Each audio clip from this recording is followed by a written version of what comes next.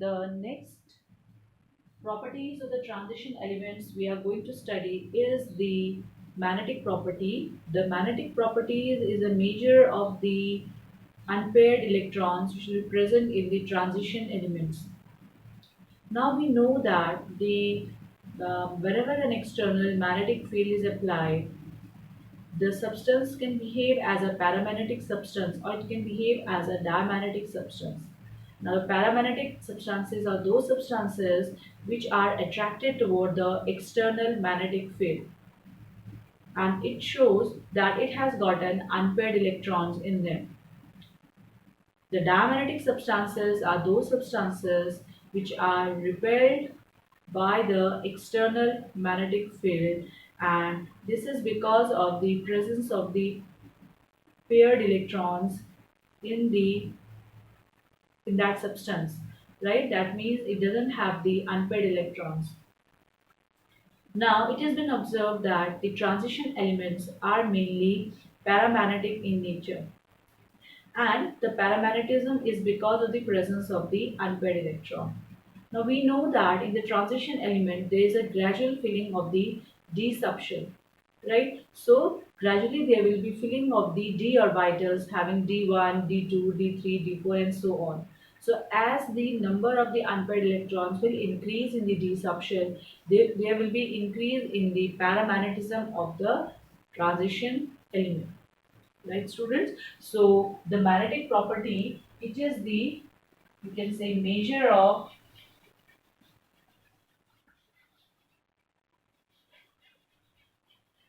presence of unpaired electrons.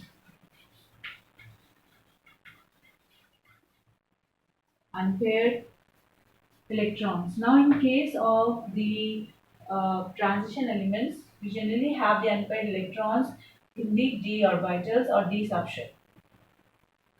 Second is that the transition elements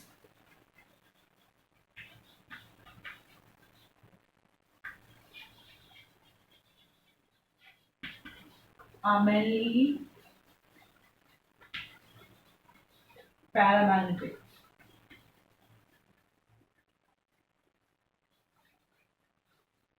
They show paramagnetism, right?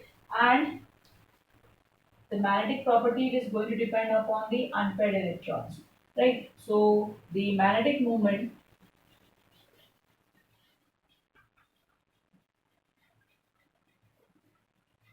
that will be denoted by mu, will be equal to n minus 2, where here n stands for the number of unpaired electron. Now students, here there is a gradual filling of d subshell, again I am telling. So here the n will be generally found in the d orbital, right? So it will be d orbitals, right? And the magnetic moment, it will be measured in Bohr magneton.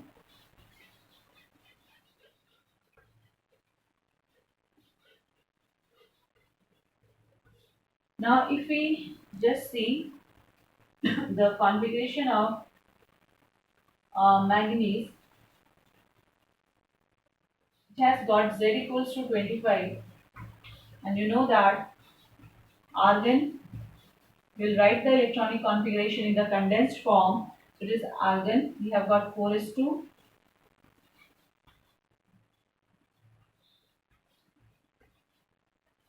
3d5. So here you can see that it has got how many unpaired electrons, or how many unpaired d electrons? It is 5, right students? So hence, due to presence of 5 unpaired electrons, manganese will show the um, paramagnetic property, right? And its Mn2 positive ion, or the compounds where it is going to show Mn2 positive, it will form the complex or compound where its oxidation is stage is Mn2 positive.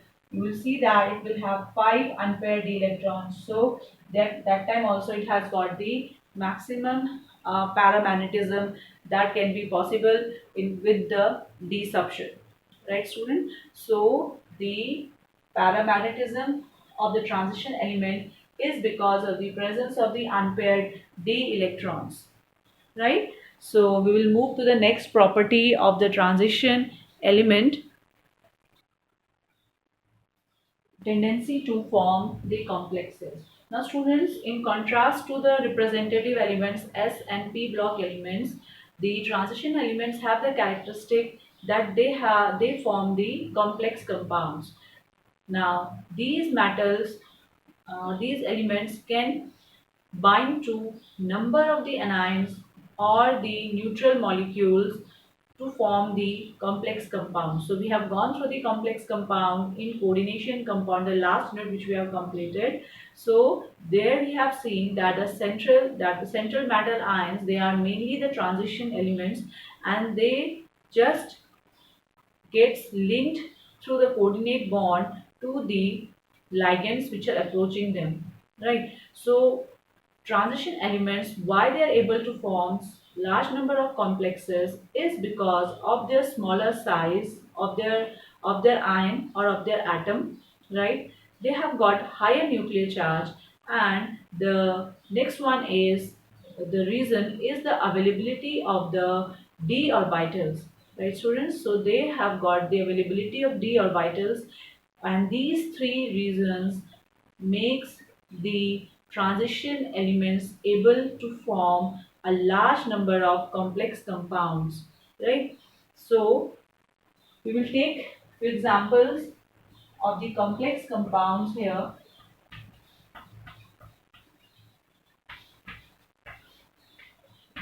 Here we have got nickel, and you know that nickel belongs to the transition element. Similarly,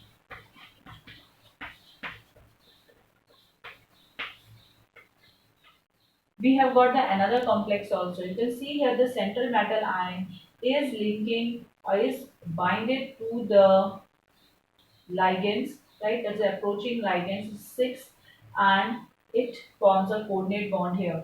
Now the nature of this compound is going to be a complex compound, because when it is dissolved in the solution, it will remain or maintain its identity as it is in the solid state.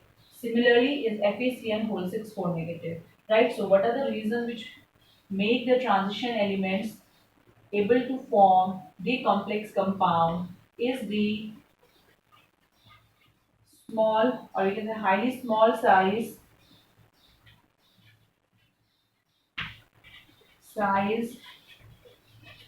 of atom and ion. Second is greater magnitude of nuclear charge.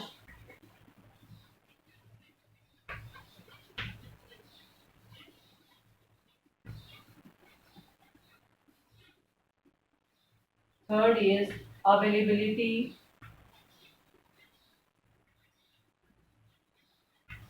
of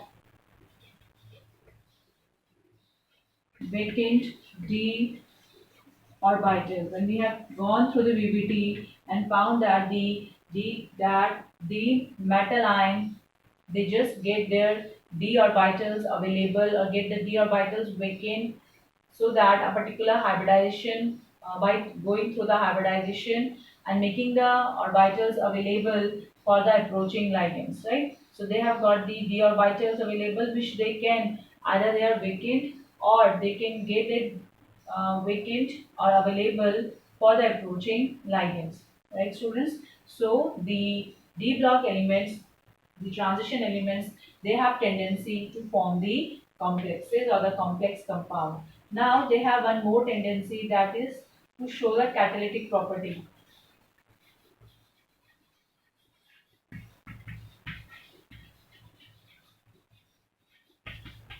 Now if you just have a look on the catalyst, right? So catalysts are those substances which are going to affect the rate of the reaction without getting any change in their, we can say, in their state or in their texture, right? Or there will be no change in their chemical composition of the catalyst, right? So the transition elements, right, they are acting as a catalyst, and many examples are there. For example, if we take iron or molybdenum, they are being used in the Haber's process, right, for the ammonia manufacture, right. Similarly, we have got hydrogenation of the oil. There we have nickel as a catalyst, right. So vanadium pentoxide, it is being used just for the oxidation of sulfur dioxide to sulfur trioxide when you're preparing the sulfuric acid through the contact process, right. So we have got number of the catalysts which are being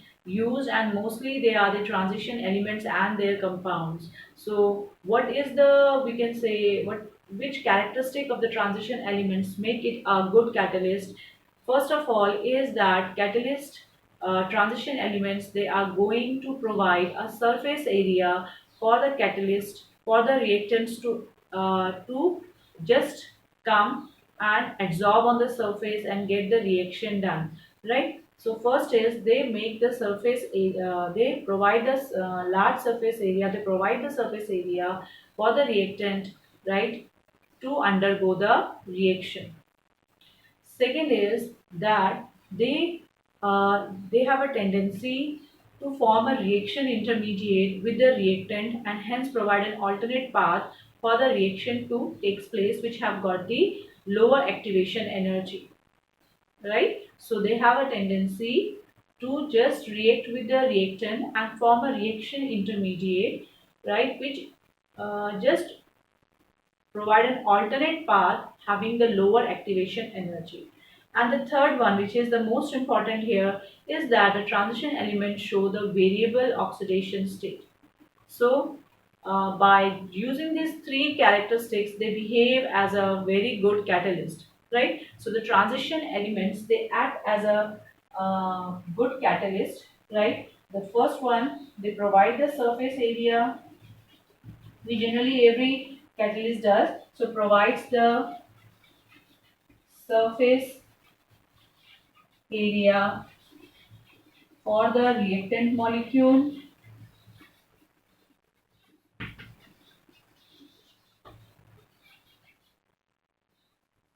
Second is they just easily form reaction intermediate.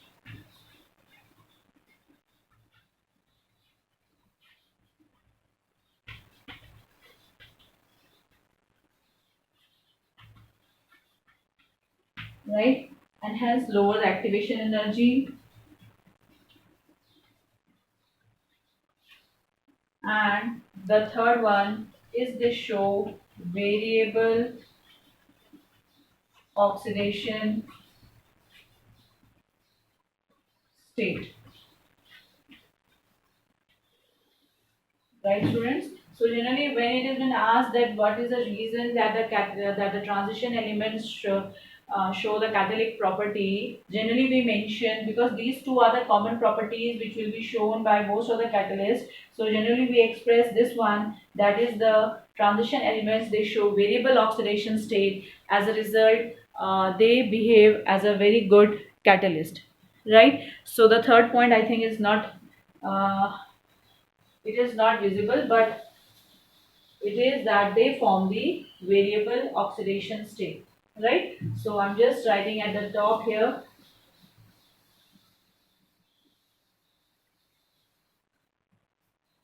So the third point, the catalytic property, is that because of the tendency of the catalyst to show variable oxidation state, right. So here we can take the example of the V2 vanadium pentoxide, right. So it just V2O5 SO2 plus V2O5. This is the catalyst here. V2O5 is a catalyst. It will react with sulfur dioxide, right, and it will form V2O4 plus sulfur trioxide is being formed, right. So now in the next step, students, when it is V2O4, right. So the we can say the state of the vanadium or is here right, V2O4. So it will just then react with the oxygen atom and will get changed into V2O5. Right, this we have done the mechanism of the heterogeneous catalysis. It has been formed here because the reactant is also a gas, the product is also a gas, right? The two reactant are gases here, product is also a gas, but the catalyst which we are using here is V2O5, which is a solid in state. The heterogeneous catalysis is taking place here, right, students? So here you will find that the oxidation state definitely is going to change of the vanadium when it is reacting with the sulfur dioxide during the reaction, but it is reobtained, right? So this is about the catalytic property and the tendency to show the complexes.